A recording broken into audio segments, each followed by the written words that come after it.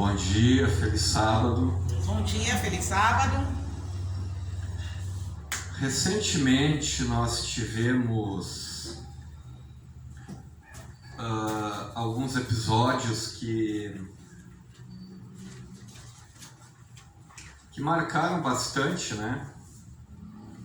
Que foi a questão da morte do Papa Francisco e também a questão da posse do novo Papa, né? Mas será que isso de alguma maneira influencia a nossa vida? Será que isso tem alguma ligação profética para os dias de hoje? Através das redes sociais, muito tem se falado, principalmente em Apocalipse 17, da questão do oitavo rei, que Francisco ou o próprio Leão XIV poderiam ser o oitavo rei. Então hoje nós vamos fazer um estudo de Apocalipse 17 e vamos ver se isso tem fundamento ou não, né? Vocês podem abrir as Bíblias em Apocalipse 17 e nós vamos analisando ali, verso a verso ali, o que a palavra de Deus vai nos dizer, né? Pode apagar a luz, irmão, aqui na frente, que fica melhor para visualizar. Acho que apaga até aqui do fundo, eu acho. Também acho que é melhor até, para a gente poder visualizar. Acho melhor. Bom, antes de começarmos propriamente dito, vamos fechar os olhos e vamos falar com Deus. Querido e bondoso Deus, neste momento, ó Pai, nós pedimos a Tua presença aqui nesta igreja. Pedimos, Senhor, que o Teu Santo e Bom Espírito seja o nosso condutor, que Ele venha nos dar sabedoria e entendimento, para que possamos, ó Pai, aprender mais e mais da Tua Palavra e estarmos cientes dos acontecimentos finais que estão se desenrolando aqui neste mundo. Dá-nos a Tua bênção, a Tua proteção, em nome de Jesus. Amém. Amém. Bom, vamos começar analisando... Pode passar, irmão. Babilônia e sua queda. Nós sabemos que Babilônia, em profecia, se refere à confusão religiosa. Então, o capítulo 17 do livro do Apocalipse traz a descrição de uma grande meretriz. Meretriz em profecia, meretriz na verdade é uma mulher, e mulher em profecia, igreja. Tá? Pode passar, irmão.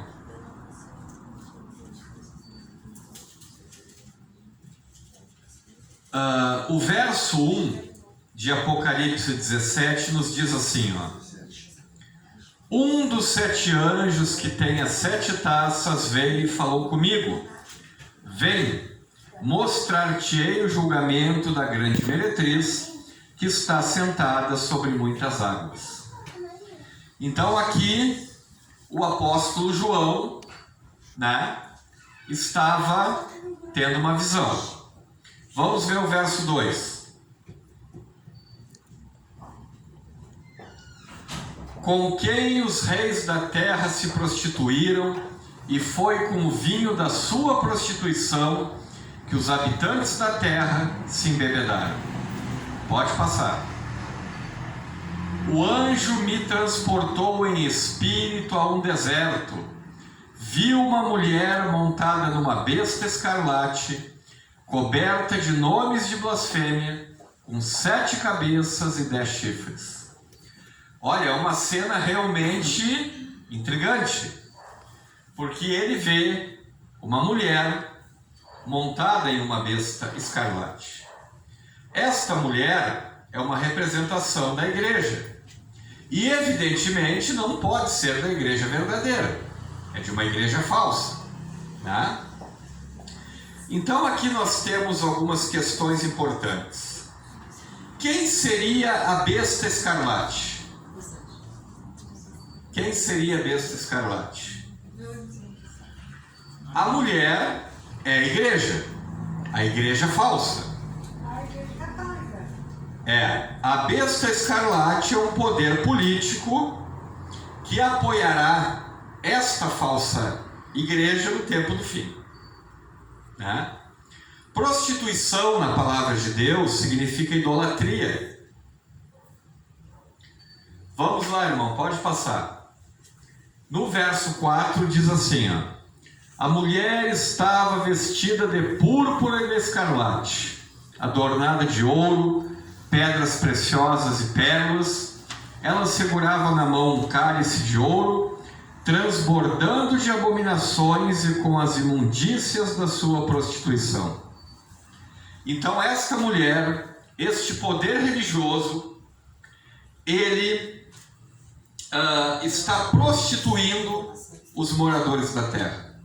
Né? Prostituição é igual a idolatria. O capítulo 17 do livro do Apocalipse é dividido em 3 partes. Do verso 1 ao verso 3 nós temos a fala do profeta João. Do verso 3 ao verso 6 nós temos a descrição dos símbolos proféticos. E dos versos 7 a 18 a explicação do anjo. Vamos ver agora o verso 5.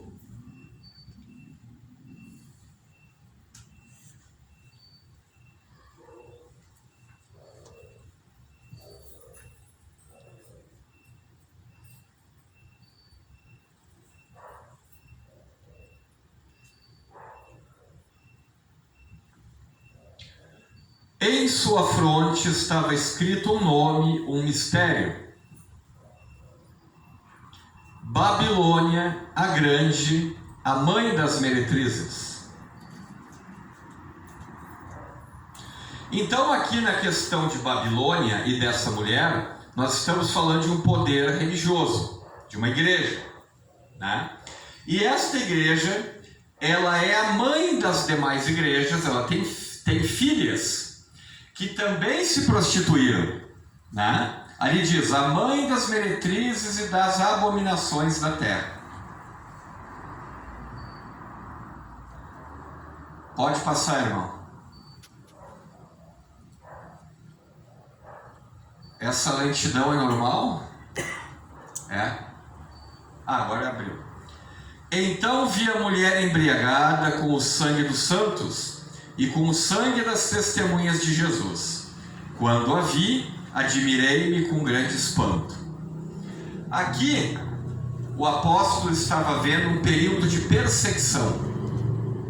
Um período em que aqueles fiéis filhos de Deus, que estavam dispostos a fazer a vontade de Deus, estavam sendo perseguidos.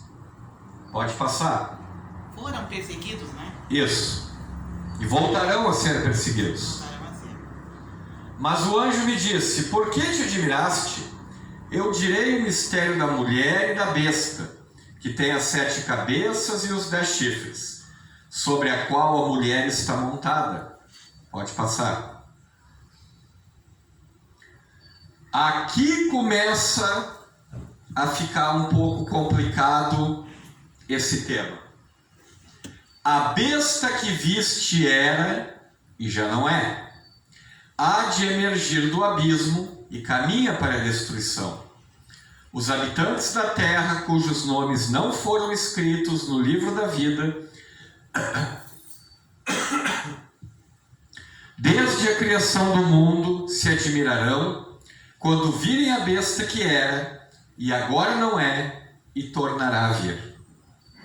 Então aqui já começa a complicar um pouquinho a interpretação do capítulo 17. Mas vamos avançar mais um verso. Aqui algo muito importante que vocês devem entender. O capítulo 13 do Apocalipse está intimamente ligado ao capítulo 17. Nós temos aqui um comparativo de Apocalipse 13, de uma besta que surge do mar e é comparada com a besta que surge do abismo.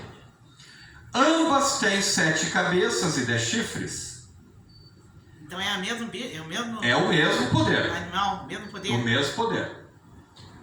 A besta do mar, ela foi ferida de morte.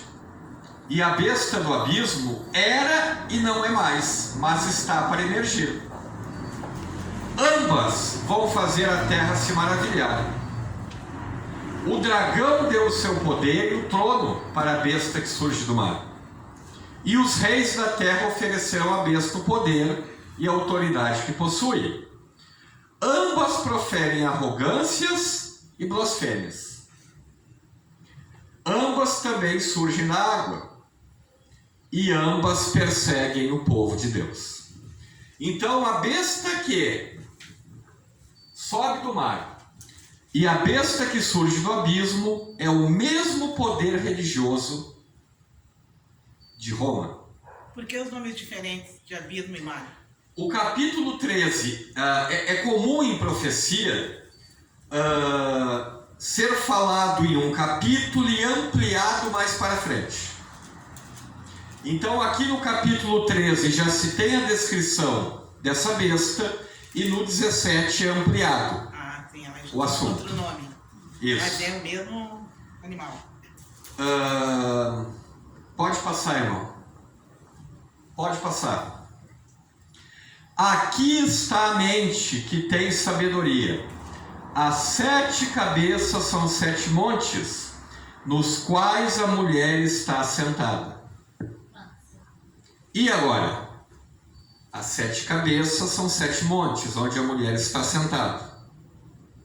Então aqui nos dá mais uma dica, mais uma pista de quem é esta besta. Pode passar, irmão. A cidade de Roma é cercada por 7 montes.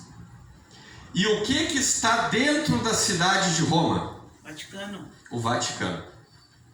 A sede do poder da Igreja de Roma. Vaticano. O Vaticano, exatamente. Pode passar. Pode passar. A prostituta Babilônia considera-se a porta para Deus. Segundo eles, fora da igreja não há salvação. Pode passar. Segundo a igreja babilônica. Sim, segundo a igreja romana. Apesar dos pontos positivos que esse sistema religioso teve no passado, e presente e recente, não podemos nos iludir sobre seu caráter. A igreja romana se caracteriza por oposição aos mandamentos de Deus, negação ou obscurecimento do ministério de Cristo no santuário celestial. Então a igreja romana ela fez modificações por conta dela na lei de Deus, e ela também, de uma certa forma, obscurece o trabalho de Cristo no santuário celestial, com a adoração a Maria, a veneração a Maria, né? Vamos lá. Eles aceitam o santuário terrestre? O santuário terrestre é onde está localizada a sede da igreja. Não. A igreja católica aceita o santuário terrestre? Ninguém ensina a doutrina do santuário. Eles também não ensinam. Eles não ensinam a doutrina do santuário. Daniel e Apocalipse enfatizam claramente que Babilônia, a essa altura da profecia, representa toda a religião que professa adorar a Deus, mas se recusa a atender à clara luz que nos ordena obedecer a Deus. E aqui eu faço uma pausa que é a seguinte. Irmãos, de quantas igrejas a Bíblia fala? De 2. 2 igrejas. A igreja Adventista e Reforma. A igreja do capítulo 12 e a igreja do capítulo 17 do Apocalipse. A mulher vestida do sol, com a lua debaixo dos pés e uma coroa de 12 estrelas na cabeça. que é uma representação da igreja verdadeira. E a grande meretriz, a Babilônia, que é uma representação do falso sistema de adoração. E dessa igreja romana é que surgiram as demais igrejas. Por isso que a Bíblia fala que ela tem as suas filhas. Vamos avançar um pouquinho. Aqui começa a pegar o bicho. Agora a coisa vai ficar complicada. São também 7 reis. 5 deles já caíram. Um ainda existe, o outro ainda não surgiu. E quando surgir, tem de permanecer pouco tempo. A besta que era e agora já não é o 8º rei. Ele procede do 7 e caminha para a destruição. O que acontece aqui, de um modo geral, nas redes sociais? Muitos entendem que esses 8 reis são 8 papas. Que esses 8 reis são 8 papas. Essa é a interpretação mais comum e mais falada no meio evangélico. Agora, será que isso tem algum fundamento? Será que Francisco era o 7º Papa e Leão XIV é o 8º? Mas o Padre Francisco morreu. Vem outros piores ainda. Então vem outros piores ainda. Já veio. Vamos lá, irmão. Passa mais um slide aí. No tempo do slide, olha só. Agora eu mostrei que eu sou velho, hein? Tempo do slide. Existem várias linhas de interpretação para esse texto. Gente, a Igreja Adventista, de maneira oficial, ela não bate o martelo. Mas ela deixa de 2 a 3 formas de interpretação para esse texto. Vamos ver uma delas.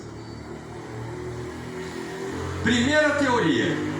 Esses 8 reis seriam imperadores romanos, tá? Teoria furada, não tem nada a ver. Pode passar. Segunda teoria, estaria relacionada a formas de governo encontradas em Roma. Reis, ditadores, imperadores, papado. Também furada, não tem nada a ver. Pode passar. Sucessão de papas do tempo do fim. Aqui sim, nós já vamos ter um entendimento melhor. Para que eu consiga chegar ao 8º rei, eu tenho que ter um ponto de partida. Porque só papas já tiveram 267. A partir da onde eu começo a contar? Aquele que da ferida mortal, né? Não, Constantino?